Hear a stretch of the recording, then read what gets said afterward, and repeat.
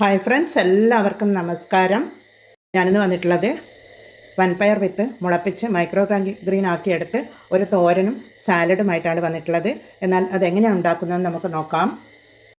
ഞാൻ വീട്ടിൽ വളർത്തിയെടുത്ത വൻപയറിൻ്റെ മൈക്രോ ഗ്രീനാണിത്. 2 ട്രെയിലാക്കിയിട്ടാണ് ഞാൻ വളർത്തിയെടുത്തിട്ടുള്ളത്. നല്ല പൊടിയായിട്ടുള്ള മണ്ണിലാണ് വിത്തിട്ടിട്ടാണ് വളർത്തിയെടുത്തത്. ഇത് പക്ഷേ നല്ല നീളത്തിൽ വളർന്നിട്ടാണുള്ളത്. 2 ഇല മാത്രമേ വന്നിട്ടുള്ളൂ. എന്നിട്ടും അതിൻ്റെ തണ്ട് നല്ല നീളത്തിൽ വളർന്നത്, കുറ്റിയായി വളർന്നിട്ടില്ല. നല്ല പോഷക ഗുണങ്ങളടങ്ങിയ ഒരു മൈക്രോ ഗ്രീനാണിത്. പോഷക ഗുണങ്ങളടങ്ങിയ ഈ മൈക്രോ ഗ്രീൻ സാലഡാക്കി കഴിക്കുന്നതാണ് ഏറ്റവും നല്ലത്. എന്നാൽ നമുക്കിത് കട്ട് ചെയ്തെടുക്കാം. ഇത് ഫുള്ളും കട്ട് ചെയ്തെടുത്തു. ഇത്രയും കിട്ടിയിട്ടുണ്ട് നമുക്ക്. നമുക്കിതൊന്ന് കട്ട് ചെയ്തെടുക്കാം. ഇതുപോലെ കട്ട് ചെയ്ത് നേരിയ രീതിയിൽ കട്ട് ചെയ്തെടുക്കാം. കട്ട് ചെയ്തെടുത്ത വൻപയറിൻ്റെ മൈക്രോ ഗ്രീൻ ഇവിടെ മാറ്റി വെക്കാം. ഈ മൈക്രോ ഗ്രീനും കടലപ്പരിപ്പും വെച്ചൊരു തോരനാണ് ഞാൻ ഉണ്ടാക്കാൻ പോകുന്നത്. ഇതിൽ നിന്നും ഒരു 1/4 കപ്പ് കടലപ്പരിപ്പ് നമുക്ക് എടുത്ത് വെക്കാം. നല്ല ഓർഗാനിക് കടലപ്പരിപ്പാണിത്. അതിന് സോക്ക് ചെയ്യാൻ വേണ്ടി വെക്കണം.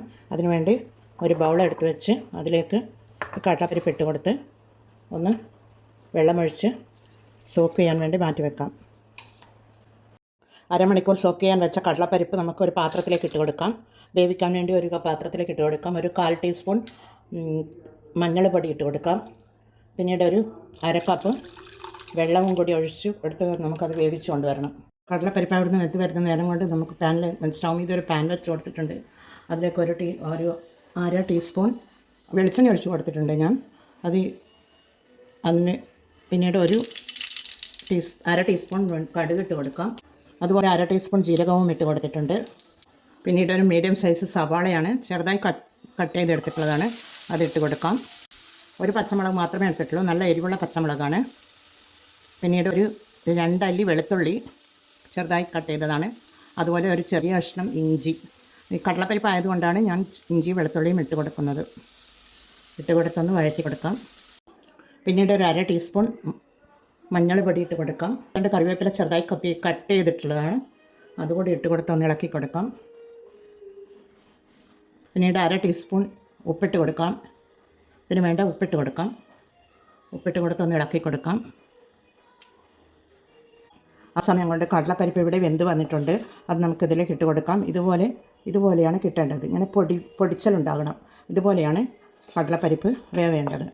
അധികം വെന്തുടയാൻ പാടില്ല. എന്നാൽ അതുകൂടി നമുക്കതിലേക്ക് ഇട്ട് കൊടുക്കാം. ഇട്ട് കൊടുത്തൊന്ന് ഇളക്കി കൊടുക്കാം. ഒന്ന് അടച്ച് വെക്കാം. ഇതിൽ വെള്ളമൊന്നും ഒഴിക്കേണ്ട ആവശ്യമില്ല.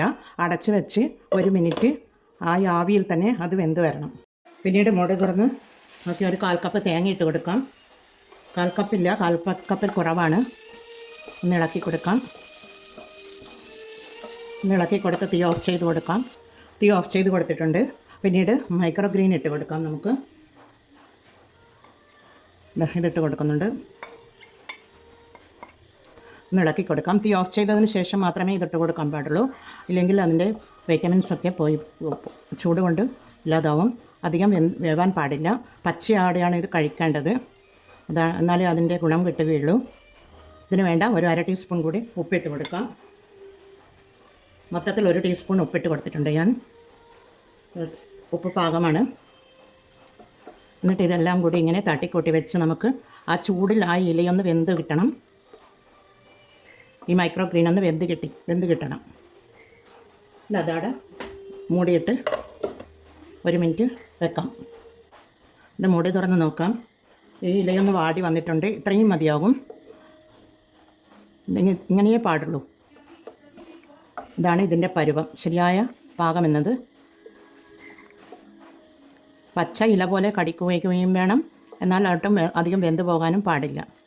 എന്നാൽ എല്ലാവരും മൈക്രോ ഗ്രീൻ ഉണ്ടാക്കി ഇതുപോലെ ട്രൈ ചെയ്ത് നോക്കണേ.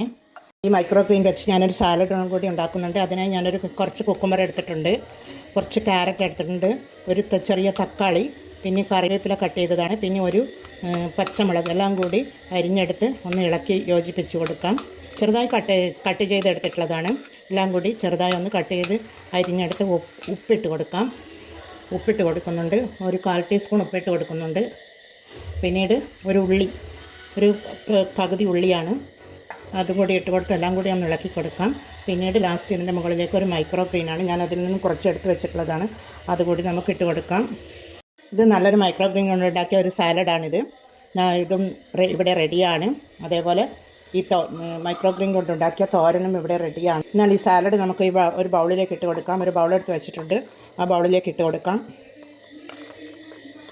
സാലഡും ബൗളിലേക്ക് ഇട്ട് കൊടുത്തിട്ടുണ്ട്. രണ്ടും ഇവിടെ റെഡിയാണ്. എന്നാൽ എല്ലാവരും ഇത് ട്രൈ ചെയ്ത് നോക്കണേ. ട്രൈ ചെയ്ത് നോക്കി ഫീഡ്ബാക്ക് അറിയിക്കണേ. കമൻറ്റും സബ്സ്ക്രൈബും ചെയ്ത് സപ്പോർട്ട് ചെയ്യണേ. അടുത്തൊരു വീഡിയോയുമായി വരുന്നതുവരെ എല്ലാവർക്കും താങ്ക് യു ഫോർ വാച്ചിങ്.